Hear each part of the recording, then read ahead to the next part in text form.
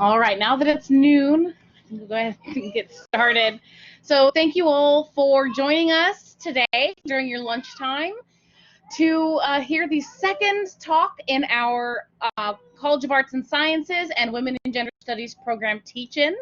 Today, we have a very special talk about academic activism, and I'm going to go ahead and let Dr. Scuillo introduce himself, and I'm going to go ahead and pass the mic on over, so to speak, the virtual mic. And thank you again for joining us. And I believe if you have any questions, I will go ahead and make sure that the chat box is open so that you can type any questions you have into the box, and I'm sure we can have that wonderful discussion as soon as the talk's over. So, all right, thank you. Greetings, everyone. It looks like most folks here are from my class, and I have screenshotted my screen, so rest assured you will get the extra credit I promised you.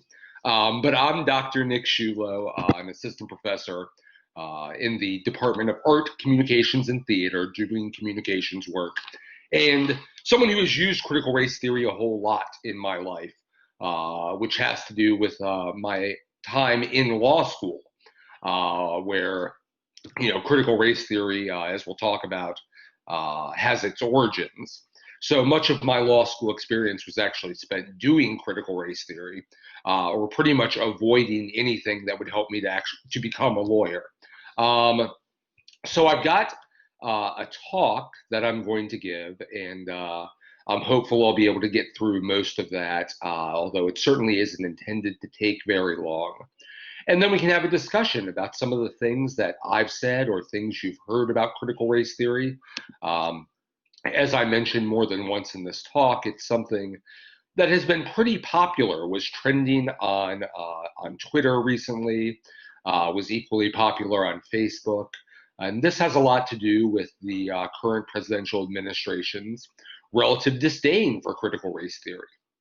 And we'll talk about some of that disdain, or the ways in which the president and those close to him have framed critical race theory, and how those framing questions might or might not be tremendously accurate given the history of critical race theory.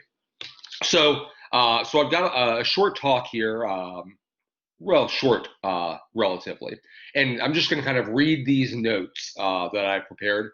And you are welcome to ask questions in the chat box. And hopefully later, once I'm done talking, at least, we can allow everyone to contribute via mic if they so choose as well. So I want to talk about critical race theory because it's been in the news recently because of Donald Trump's attack on this idea, and this common conservative trope about liberal professors ruining education. And being October, I know that it's spooky season and all, but I think we have more important things to fear than the race crits, as we call critical race theorists. There are a couple of things critical race theory is, and some things that it certainly isn't. Many of you are probably relatively unfamiliar with critical race theory, despite its wide use in law, sociology, Black studies, education studies, and a range of social science and humanities disciplines. That's because even those theoretical projects most concerned with human experience often don't make their way into the student dining hall or Walmart, even though those theories are intended to apply to folks out there in the world. Here I have in mind, you know, a range of theories from phenomenology to standpoint theory, as well as other theories that ask us to consider how people experience the world. I mean, if you're talking about critical race theory on your third bowl of froyo in the dining hall, then I applaud you. But I don't think that's what most people are doing. Critical race theory has been characterized using a range of vitriol and supposed vitriol that include calling it un-American and Marxist. These are two of the more common themes when conservative commentators are critiquing things that happen in the academy, in the sort of scholarly zone.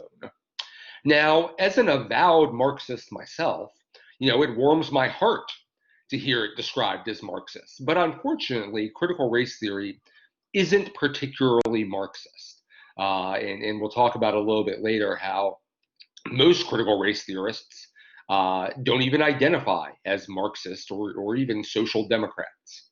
I'm not sure also that it's un-American to ask relevant questions about how people experience being American, nor to critique the place we live.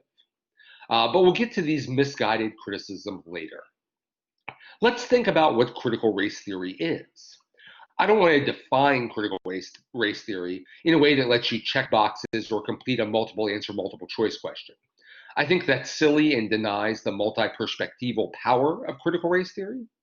Not all critical race theorists agree, and they study a wide range of topics using a variety of accents and focusing on diverse interests. Most critical race theorists do share some common beliefs that I think are important to lay out. One is that racism is structural and deeply bound up in law and government in the United States.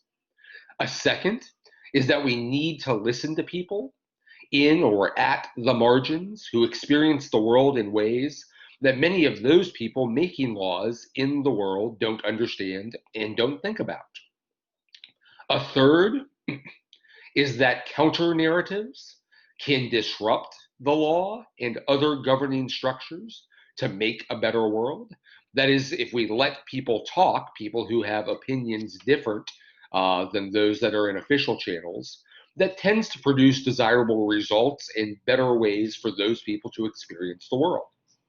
And a fourth is that many critical race theorists maintain an interest in constant critique of law because of the power of critique.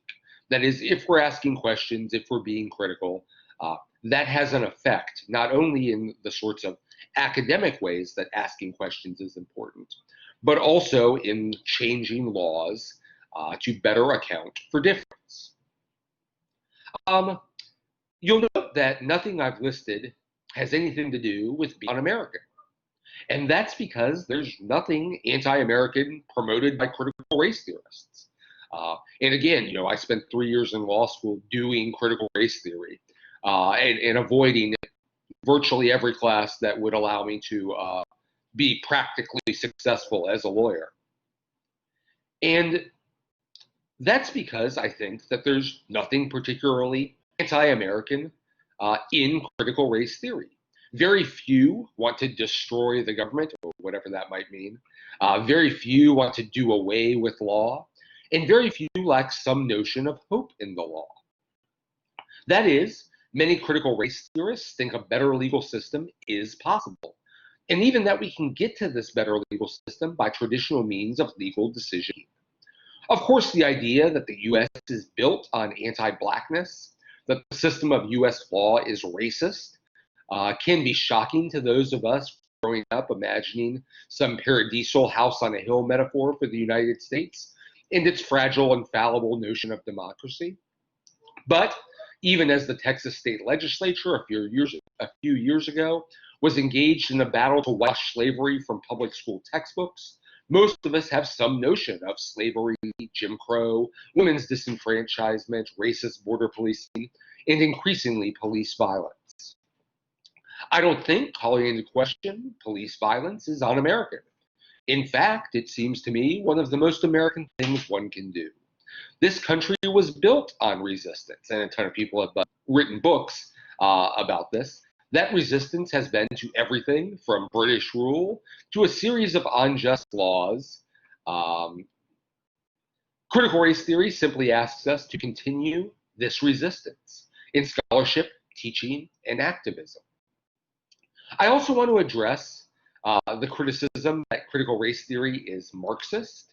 I can't imagine a statement farther from the truth.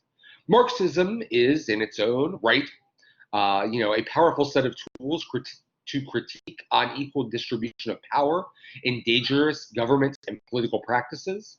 The ClassCrits, who we'll talk about later, have taken a much more earnest embrace of Marxism than the race crits. Most critical race theorists are not Marxists, at least not in the sense of calling into question capitalism in the direct ways that many Marxists do. Well, the sort of radical democracy that Marx imagined certainly has its adherents in critical race theory and modern Marxists, following the lead of folks like Cedric Robinson and others.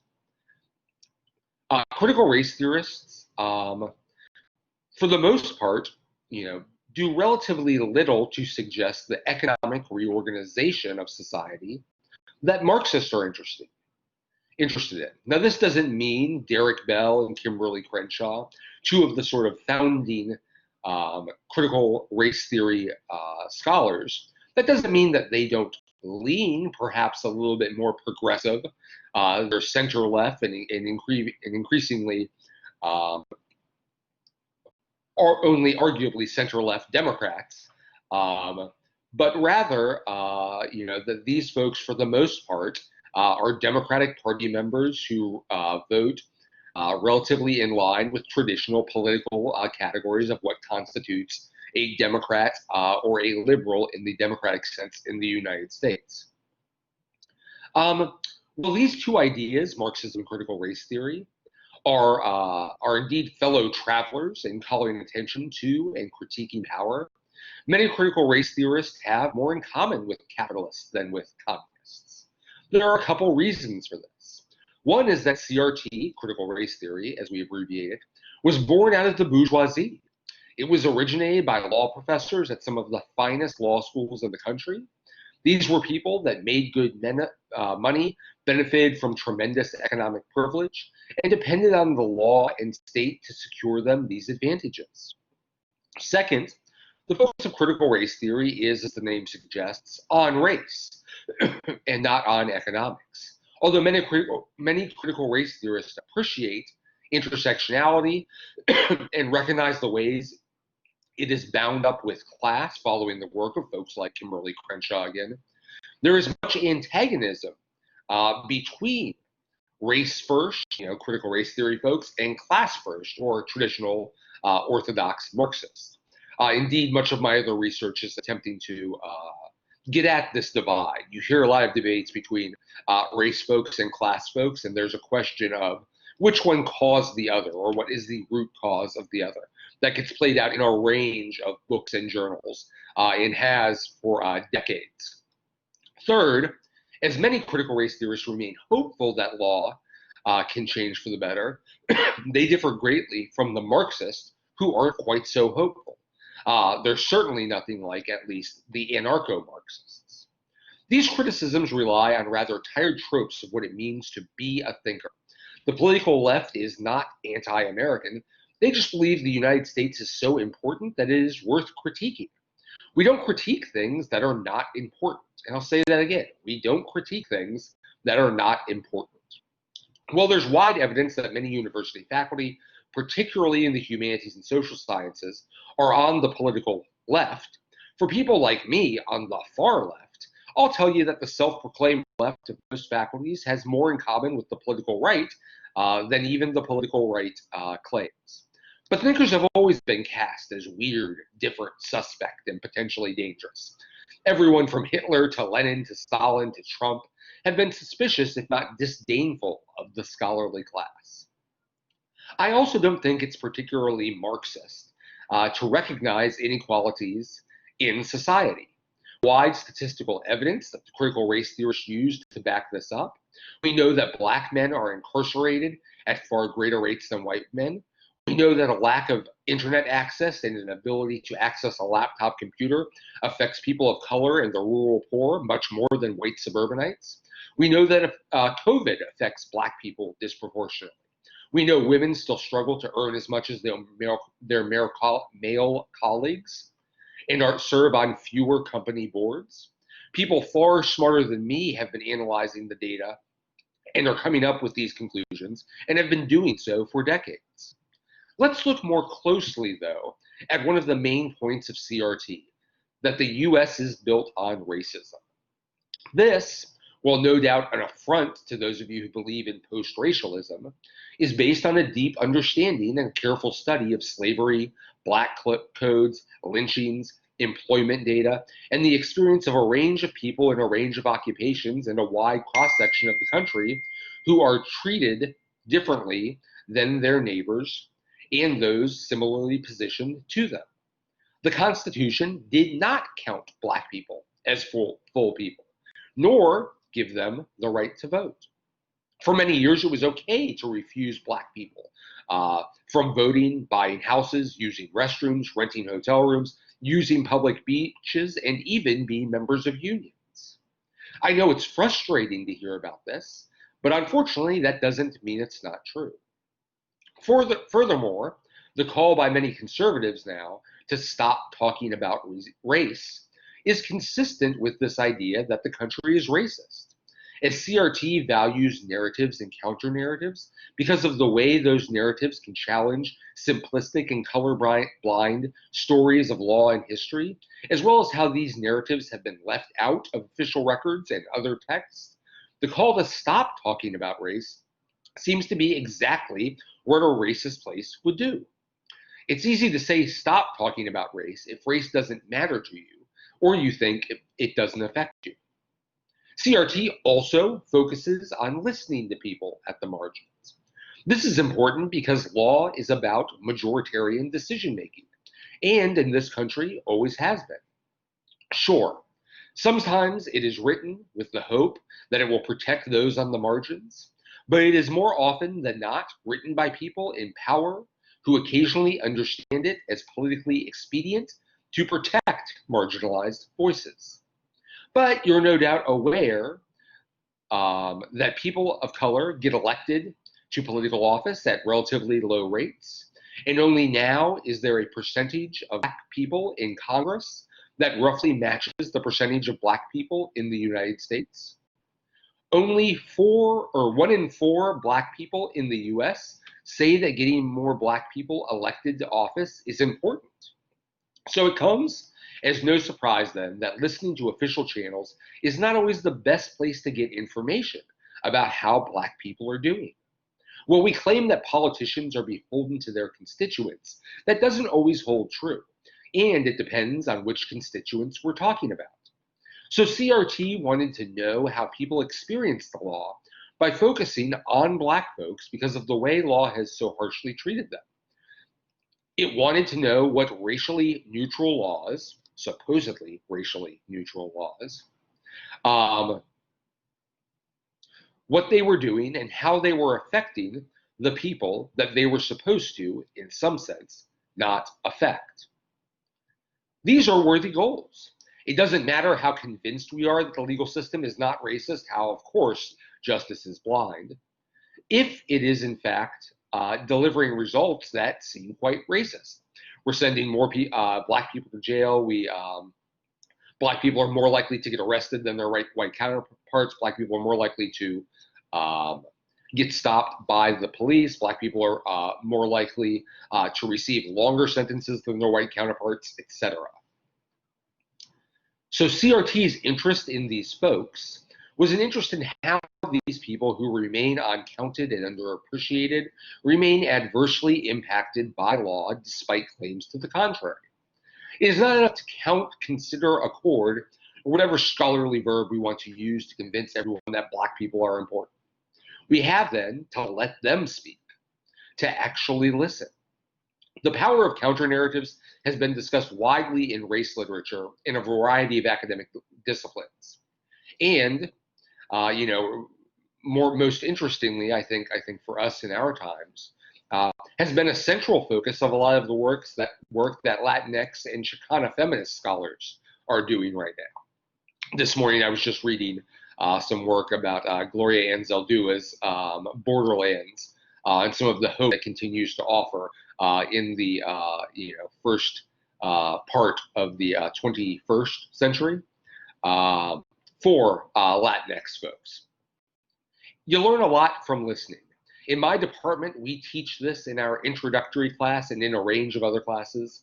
Listening matters. It matters in your interpersonal relationships, from those with your romantic partners to those with your coworkers. It makes sense then that we ought to listen to people of color, and that only with this listening will we develop ways to acknowledge and address their concerns. That's not a particularly radical notion, but is rather one of the central tenets of effective communication. The stories others tell us help shape our understanding of the world. We watch a whole bunch of stories about people traveling the world and trying new foods. We consume the Instagram stories of our friends. We hope to be included on various lists so that we'll get the really good stories when we're close friends with somebody. Listening to people of color helps us appreciate that the world is complex and people experience it differently. Listening to people of color helps us understand a broader range of ideas, experiences, and history. That's a good thing. Critical race theory also thinks listening can have an effect. Counter-narratives challenge meta-historical narratives that do a pretty bad job accounting for difference. We learn so little about Black populations in the world that learning of Black people's different accounts of the world seems impossible, given that we don't have an understanding of their experiences to begin with. Critical race theory is a critical project, in the sense of the German critic with a K. It is a question-asking process, and one that values questions because of the insights they bring into our lived experiences. I was encouraged as a child to ask questions. Of course, I don't think I was a critical race theorist as a young child, but it certainly laid the foundation for me. And I was encouraged to constantly question. Ask questions of my parents, my teachers, my neighbors, and everyone else. Of course, this also made me a very annoying child and is probably many of the reasons why I'm still an annoying adult. This was the most valuable lesson, though, I learned as a child. Although my parents are unfortunately conservative, they never stopped me from asking questions of everyone, including themselves and those in power. And I would not have made it as far as I have, would not have experienced so much of the world, would not have a deeper understanding of the complexities of the world if it weren't for this question-asking influence. And again, I think this is one of the reasons why critical race theory is important, and certainly why it resonated with me. It was a belief in the power of asking questions and how much better we could understand the world, the more information we knew, particularly about Black folks and other people of color. Well, it's certainly true that I had an interest in race from a young age. Growing up in a diverse environment, meeting diverse people through my dad's work, and attending a diverse high school, and I read about race voraciously in high school and college. It was really in law school, where I worked with a critical race theorist extensively, that my thinking on race matured. Law school was a wild time. It was a new style of reading and a new style of writing. It was a formalistic and conservative profession that challenged the more progressive education I had as an undergraduate, where I was steeped in experiment in French and German philosophy. My initial impression of law school was largely negative. It was a rather homogenous group of white Christian, supposedly Democrats. I was put off by this because it wasn't what I was expecting. I thought I'd be surrounded by radical thinkers who were well read in the philosophies of Marx, Heidegger, Derrida, Baudrillard, Lacan, Freud, and I was even willing to accept Aristotle, Rousseau, or Hume. But that's not what I got. I got a bunch of Democrats impressed with their liberal virtues and touting the value of their political science degrees. I was let down.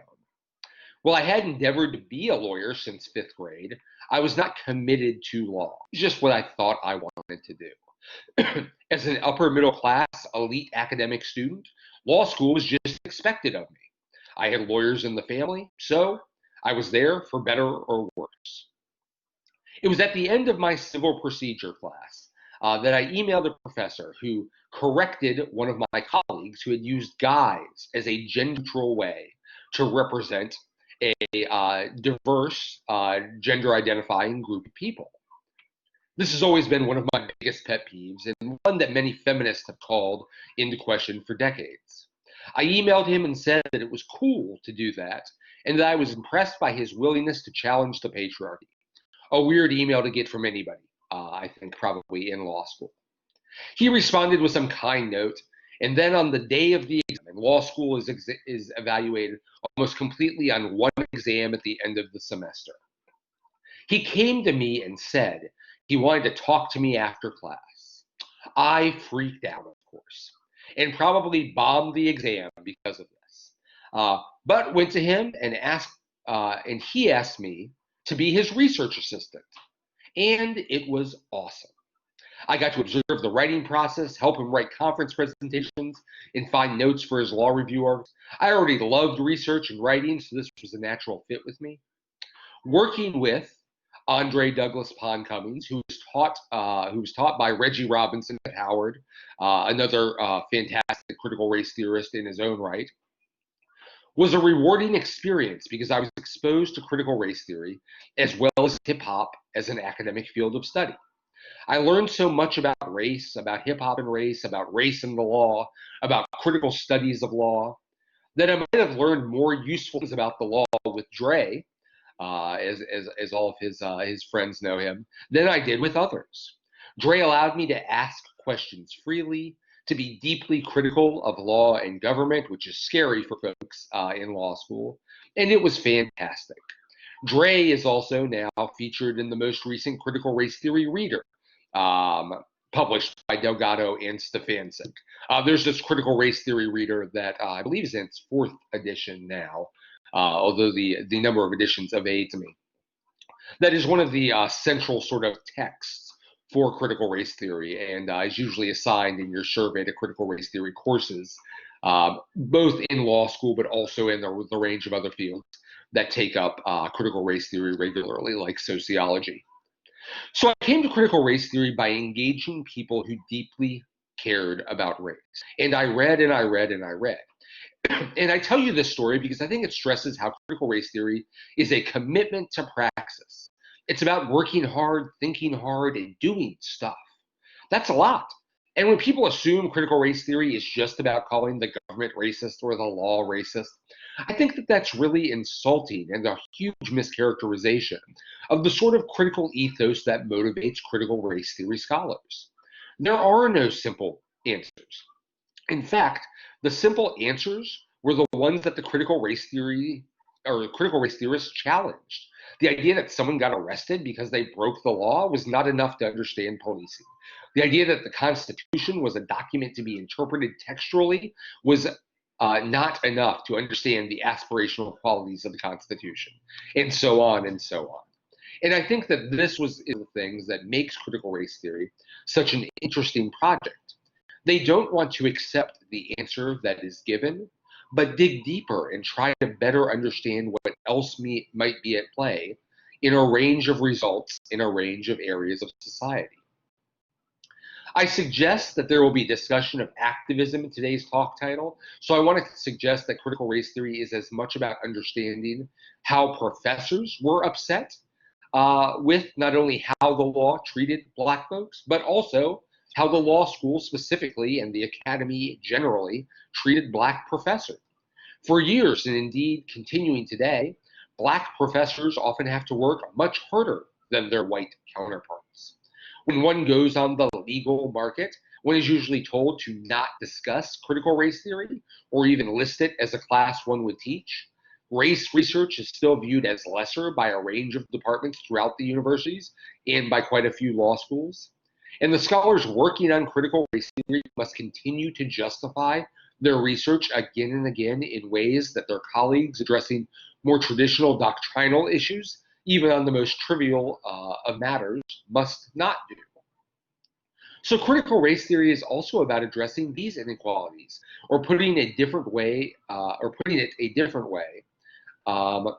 thinking about how even studying race or participating in the professional classes as someone from a marginalized or of color background affects people's experiences.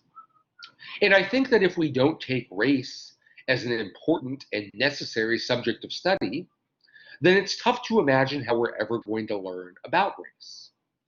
One of the ways critical race theory is also an activist project is that it encourages people to participate in a range of ways in society.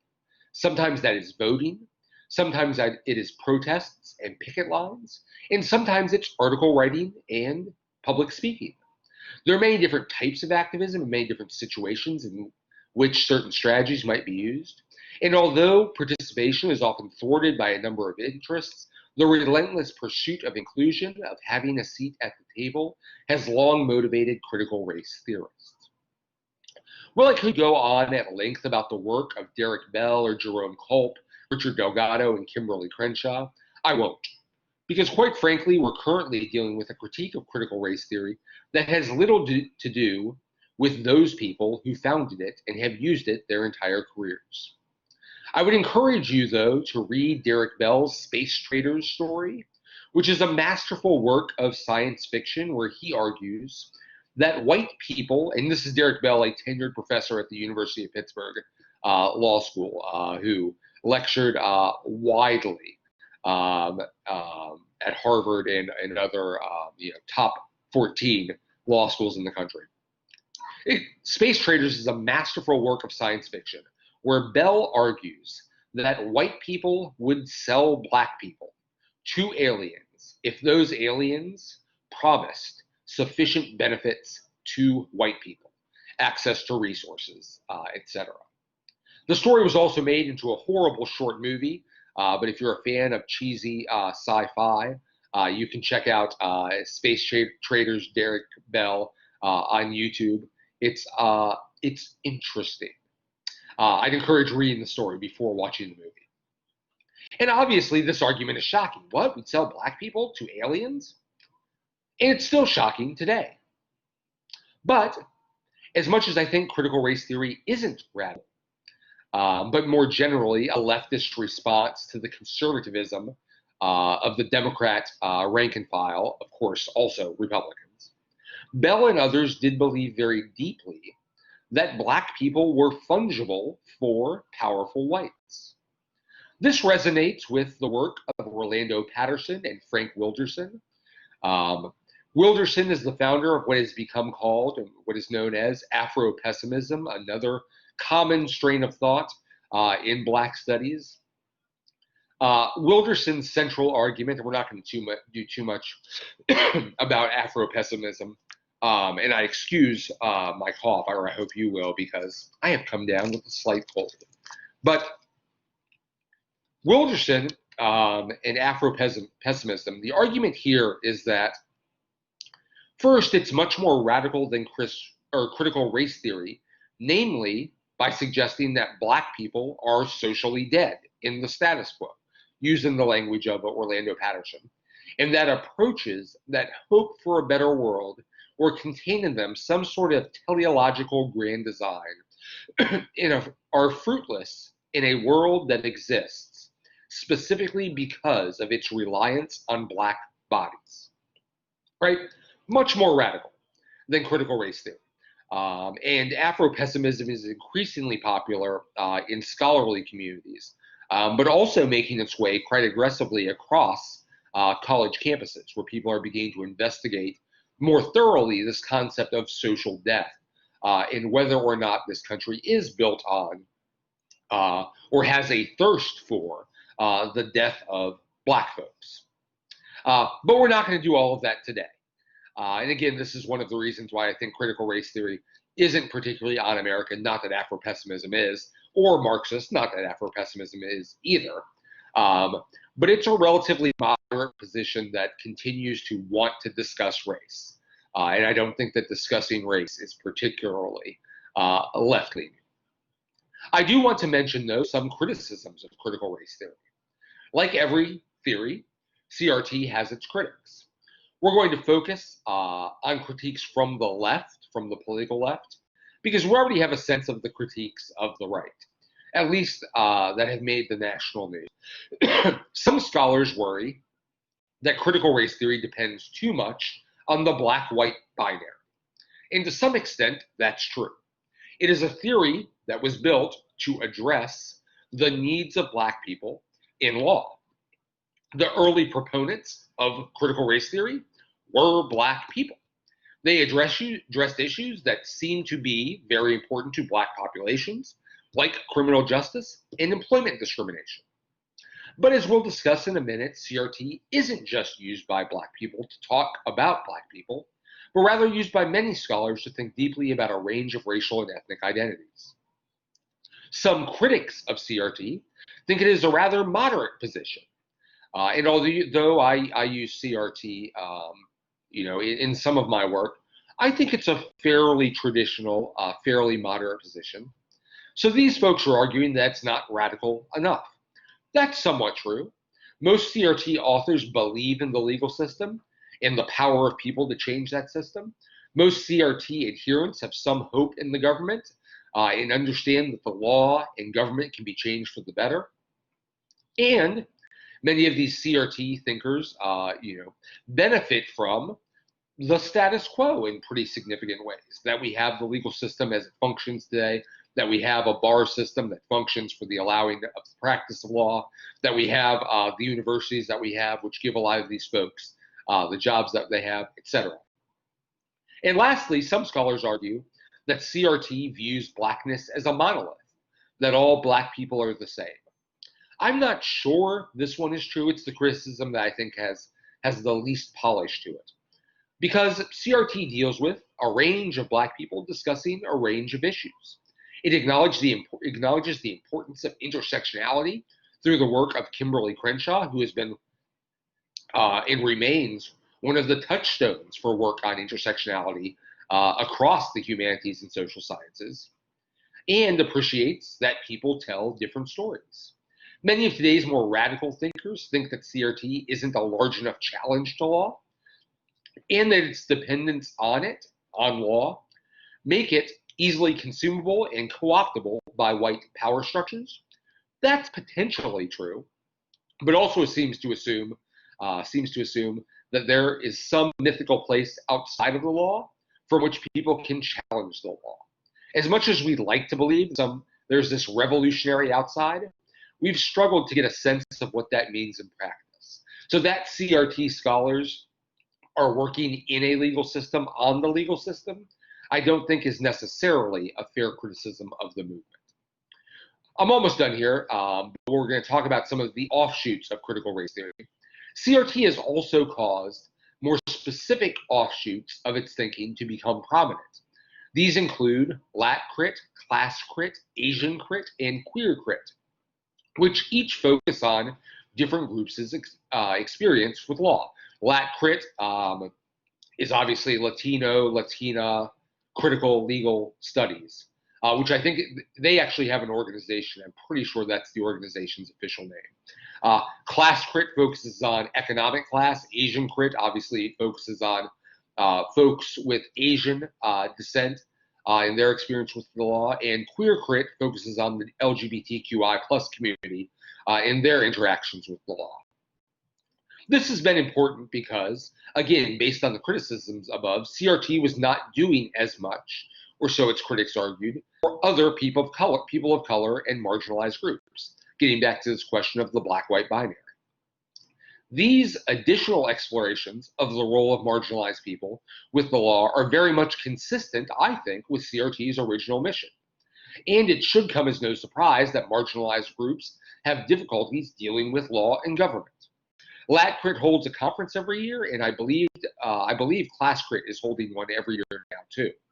So these are steadily becoming their own offshoots of critical race theory that have a sort of scholarly community associated with them. These represent opportunities for scholars who work on similar ideas to get together and share scholarship and teaching practices. The critical orientation of many of these scholars is an attempt to make sure that everyone is included in discussions that affect them.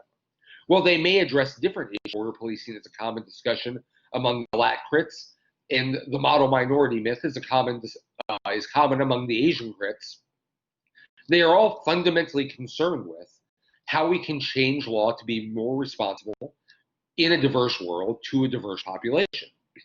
They perceive injustices, many supported by a range of social science data. They are interested in letting those who the law ignores be heard. These are profoundly respectful projects that build on a legacy of CRT scholarship adapted to our continuing evolution, understanding race and otherization. The ClassCrits, as I mentioned earlier, are the most likely to be Marxist in the group because they are deeply critical of economic class politics in law. They often write about labor unions, even critical corporate law. There's a new textbook about critical corporate law that's been pretty well received. Economic inequality, and a range of other issues that are clearly indebted to Karl Marx. But it's not as if all these scholars are hammer and sickle t-shirt wearing hippies. Again, they think law has failed too much for a lot of those who need it, and that the more economic resources you have, the better the law treats you. This is also normalized in many ways. We think people with more money should get better lawyers, or at the very least, lawyers who can devote more time to them. We think economic equality is natural and tied to some myth of meritocracy. The ClassCrits call all of this into question. There are a few things, these are a few things that I wanted to say about critical race theory. We've had a chance to discuss its history a little bit and its evolution, some of its core beliefs, its relationship to other ideas, and the new directions it is going. I hope that we'll be able to now have a discussion that might afford us additional opportunities to discuss critical race theory and why I think it's so important for the work we do and the world we live in. And that's the end of the comments I had prepared, so I hope we can have a discussion. Nobody who's from my class leave yet, because I'm going to take another screenshot of attendees so I can get you your extra credit. Well, thank you very much. That was an incredible introduction for a lot of folks, and including myself, who was, I was fairly familiar, but I've learned so much. So I thank you so much for this wonderful talk. Does anybody have any questions? I hope the chat box is actually working. I did turn the setting on, but I know that last time we had some issues. Oh, perfect. Okay, good. Thank you. Chat box is working. Getting shout outs from the students. Love it.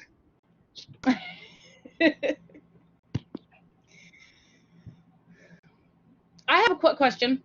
So anybody who's looking to learn a little bit more about critical race theory or LatCrit, ClassCrit, anything, do you have some basic recommendations on where to look and turn to people to read?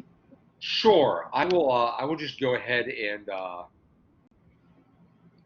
and put these in the chat box. But one is critical race theory, the key writings that formed the movement. And let me put that. I do not endorse Amazon, but these are the first results to come up. And then, oops. And then, oh no.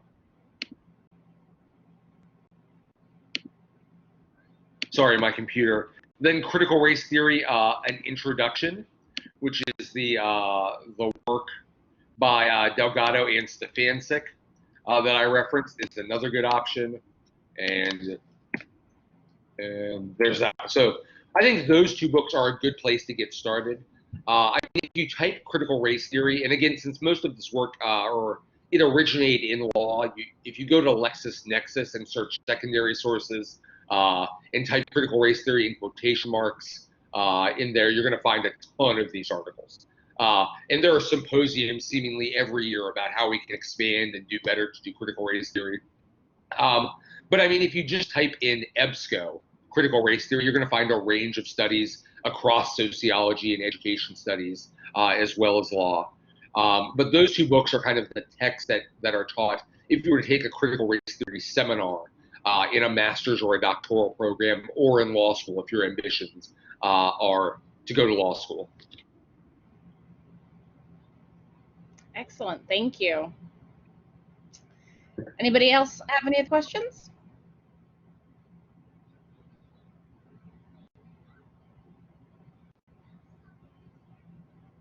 This is kind of like being in teaching a regular class. Staring awkwardly, waiting for my students to ask questions. Well, then I'm going to go ahead and I'll go ahead and stop the recording because I know you wanted to take attendance.